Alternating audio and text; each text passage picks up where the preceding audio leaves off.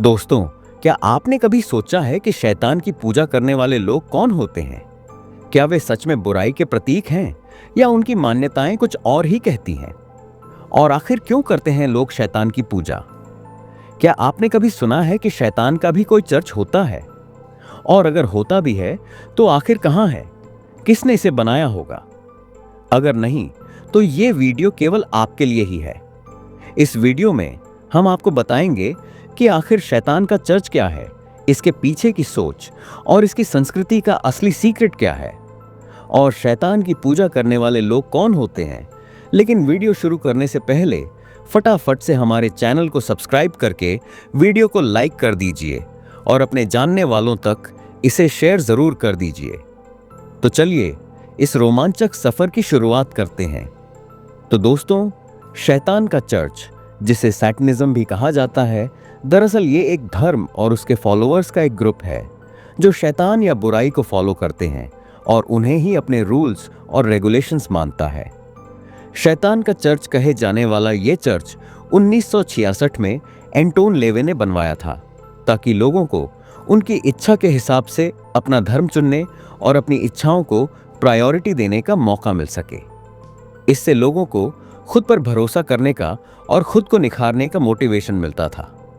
शैतानिज्म की जड़ें ancient history और कल्चर से भी जुड़ी हुई हैं। कई प्राचीन सभ्यताओं ने शक्तियों और देवताओं की पूजा की। अब इनमें से कुछ देवी देवताओं को पॉजिटिव और कुछ को नेगेटिव बताया गया, जिनकी शक्तियां भी अलग अलग थीं और अलग अलग असर दिखाती थीं। आज के जमाने में इन्हें ही हम नेगेटिव और पॉजिटिव एनर्जी के रूप में देखते हैं। और देखा जाए तो उस समय शैतान का चर्च वास्तव में लोगों की फ्रीडम और उनके सेल्फ डेवलपमेंट पर जोर देता है। एंटोन लेवे के हिसाब से शैतान का चर्च कुछ बेसिक कॉन्सेप्ट्स को क्लियरली अप्रिशिएट करता था और मानता था।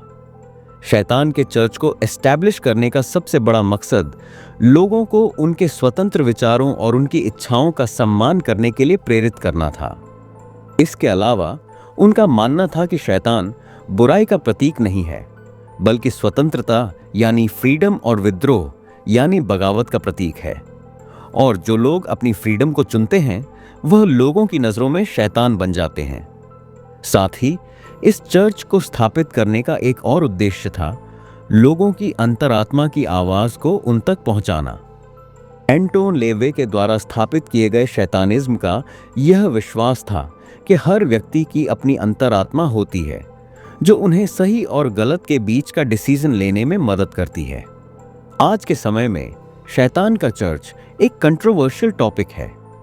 सोशल मीडिया और इंटरनेट के जरिए इसके बारे में बहुत सी गलतफहमियां और गलत जानकारियां सोसाइटी में फैलाई जा चुकी हैं, जो लोगों को ये मानने पर मजबूर कर देती हैं कि शैतान के चर्च का वास्तविक मतलब केवल और केवल बुराई और नकारात्मक शक्तियां हैं।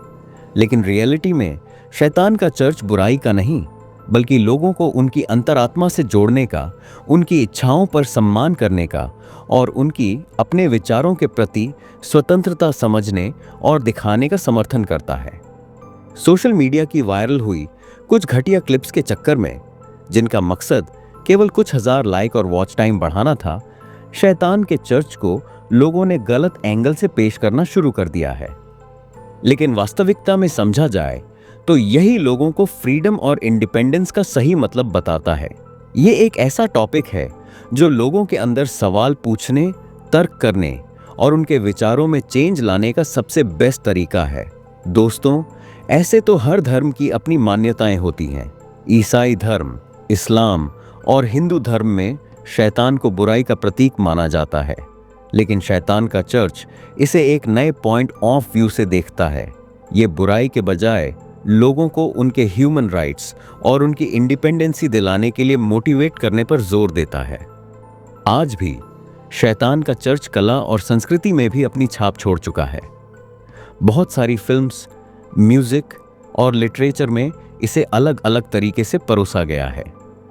कई कलाकार इस टॉपिक पर रिसर्च कर रहे हैं और शैतान के चर्च के लिए अपने अपने पॉइंट्स बताते हुए एक नए एंगल से इसे पेश करने में लगे हुए हैं।